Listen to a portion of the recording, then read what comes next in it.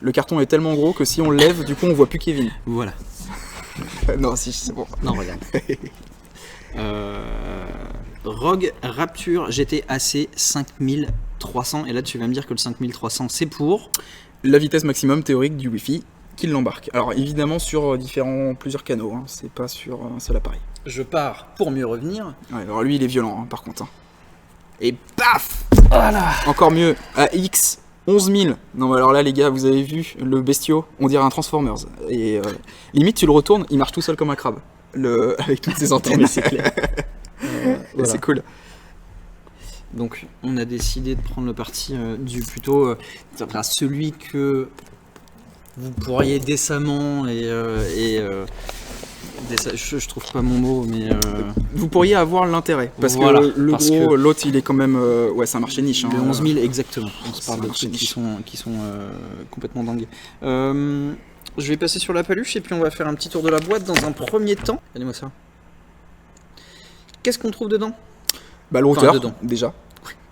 J'espère, parce que s'il n'y a pas le routeur dedans, mais je crie au scandale. C'était pas vraiment ça que je voulais dire, c'était les specs plutôt. Ah, bah les specs, alors on va regarder, pour les specs, faut pas trop s'embêter, tu vas avoir tout ce qu'il faut là, ici.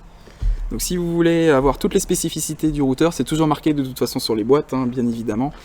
Donc vous avez les spécificités au niveau des prises RJ45, les éventuelles prises USB, la norme Wi-Fi, bref en gros il y a tout. C'est les spécificités complètes du routeur, ça vous dit tout ce qu'il fait et tout ce qu'il y a dedans. Cool. Donc c'est une liste exhaustive, hein. Dites-vous que si concrètement la fonctionnalité qu'il vous faut n'est pas sur la liste, vous pouvez légitimement vous dire qu'elle n'est pas présente dans le routeur en fait. Unboxing, alors j'essaie de pas le faire tomber par terre, on va pas faire une Linus hein, quand même. Tu sais que ça m'est arrivé une fois. Ah merde, ouais, c'est Désolé à la marque que je ne citerai pas. Hop, petit fascicule et le routeur, je La vais sortir présentation, par où le packaging est plutôt stylé, je te l'accorde Kevin, ouais, je trouve qu'il en faut... Peu pour être heureux.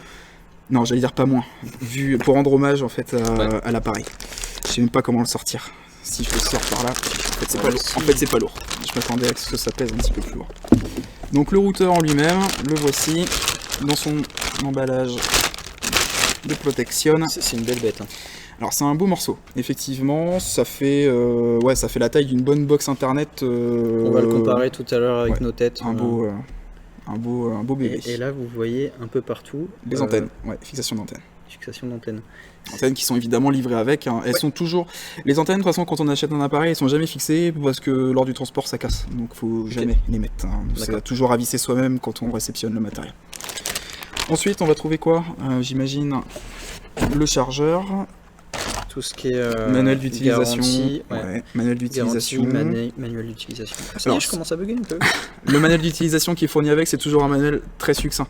Si vous voulez du coup plus d'infos, il faudra toujours vous rendre sur le site du constructeur pour avoir le fichier PDF qui va faire plusieurs dizaines de pages et avoir toutes les fonctionnalités prévues. Et les petites antennes. Bon, on va pas toutes les déballer, hein. On sort qu'une seule. De toute façon, c'est toutes les mêmes. Petit scotch. Hop. Oh, elles sont belles. Elles sont stylées, effectivement. Bon, faut pas se leurrer, c'est surtout du style. Ah oui, parce que clairement. vous auriez une tige, ça ferait exactement la même chose. Comme on a sur ce routeur-là. Un petit peu moins stylisé, effectivement. Oui. Ouais. Et à l'extrémité, évidemment, la vis de connexion qui va aller sur le routeur. On le met comme ça. Hop, et voilà. C'est super cher, nous dit Kevin sur Facebook. C'est pas donné, je te l'accorde. Parce que c'est cher à concevoir, parce qu'un routeur c'est quand même un matos qui est assez complexe. Le réseau en règle générale c'est hyper compliqué et c'est difficile. Ça répond à un besoin aussi qui est quand même très particulier.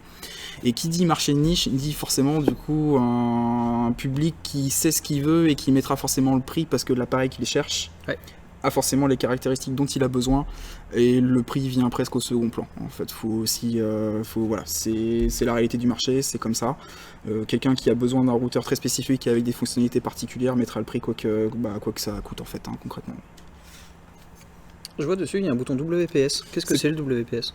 C'est pour la sécurité, WPS. Alors là, pareil, j'ai pas l'acronyme. Si vous le savez, Allez-y, vous le dans le mettez chat. du coup dans le chat. Effectivement, je suis preneur.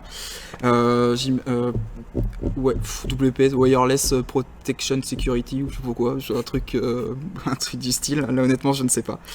Le WPS, c'est ta clé de sécurité. Ok. En fait, au lieu de rentrer ta clé de sécurité à la main, tu appuies sur le bouton WPS et ça te permet d'outrepasser ce droit-là pendant un certain nombre de secondes. En fait, D'accord. c'est très court. Donc ça permet de ne pas avoir à farcir la clé de sécurité qui peut des fois être super longue. Bouffeuse qui nous donne la réponse. Merci, parce que je ne savais pas. C'est Wi-Fi Protected Setup. Putain, la classe. Mm. Et la Wouf nous dit d'ailleurs, tiens, petite question, pourquoi autant d'antennes? On le disait tout à l'heure. C'est pour capter mieux, en fait, concrètement. Plus t'as d'antennes et plus t'as une meilleure sensibilité à la captation du réseau externe. C'est un principe physique classique, en fait, concrètement. Ok, belle bête. Hein. C'est un beau matos, effectivement. Effectivement, je te l'accorde. Il pèse un peu. Et bah tiens, d'ailleurs sur le plan large, là on les voit bien, toute la ribambelle de prise Ouais. RJ45 qu'il C'était y a. fait un petit peu esprit. Mais vas-y, continue. Ah, eh ben je te laisse. Non, vas-y. Donc les prises RJ45 qu'il y a derrière, Ouais. donc c'est le switch intégré au routeur, ça vous permet de brancher en filaire vos différents appareils dessus, parce que tout n'est pas forcément Wi-Fi. Moi ma tour par exemple n'a pas de Wi-Fi, pof, je branche en filaire. Et après, ils sont tous connectés au même réseau. Donc tous communiquent entre eux. Sur le Rapture GT AC 2900, on en avait 4 prises réseau. 4 plus 1, Ouais. en fait. Parce que du coup, ton Oui, plus bah 1, oui. c'est ta connexion Exactement. à ton modem, en fait. Hein. Donc, tu as forcément besoin d'une prise pour ça, au moins. Ouais. Ici, 8 plus 1. 8 plus 1, exactement, tout à fait. À Donc, quoi servent les prises USB? Les alors, ports USB. c'est une bonne question. Si j'avais à, on va dire, deviner, là, comme ça, vraiment de but en blanc, sans avoir lu la doc, pour moi, ce type de prise USB, ça serait pour mettre un disque dur externe en réseau.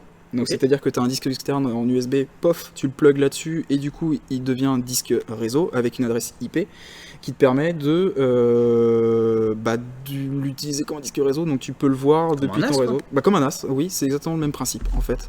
Et j'imagine que ce type de routeur, vu le gabarit et vu la gamme, on doit être également capable de mettre une imprimante en réseau. Ok, Donc ouais, c'est pratique si on a une imprimante qui n'a pas de Wi-Fi ou qui n'a pas d'RJ45. Je sais pas moi, un vieux copieur mais qui marche encore. D'accord. On branche ça en USB et puis en fait toute la partie routage est mise en réseau de l'imprimante. Au lieu d'être dans l'imprimante direct, en fait elle est délocalisée sur le routeur. Alors ça se trouve c'est pas du tout pour ça, mais j'imagine que c'est pour ça. Et il y a ça beaucoup me de routeurs paraît- qui font ça et ça paraît logique en fait. Ouais, concrètement. clairement. Ok. Qu'est-ce qu'on a dedans après? J'imagine qu'il y a le chargeur Ouais, exactement. On a le chargeur, on a un câble RJ45. qui est fourni, Le bloc d'alim. qui ressemble à un bloc de PC portable. Exactement. Et Très moi- classique. Ouais, très classique hein, dans le reste. Hein. Et puis tout ce qui Toutes est les autres antenne. antennes. Et voilà. donc, Il y en a c'est un, tout ce qu'il deux, faut trois, pour quatre, tout ce qu'il faut pour cinq, que ça six, marche. 7, 8. Ouais, il y en a tout autour, ouais, donc il y en a une bonne tripotée, effectivement, pour bien capter. Et voilà. Je t'enlève ça parce que Ouais. ça prend un peu de place. On va le laisser quand même en déco. Ah Regarde, oui. c'est Eh beau ben. ça. Notre petit setup. Si, il y a un câble Nagatsu, il y a un câble Si, RJ45. ouais, il y a un câble RJ45 du coup qui est fourni. Ouais. C'est trop rare pour être souligné hein, parce que il y en a plein qui seraient. Ouais, pas de câble RJ45, le client il se débrouille. Ouais. Bon, quand on paye un routeur à un certain prix, bon, c'est bien, moi je suis plutôt content qu'ils le mettent avec. Ouais. Parce qu'il y en a plein qui le mettraient pas. Donc, bon.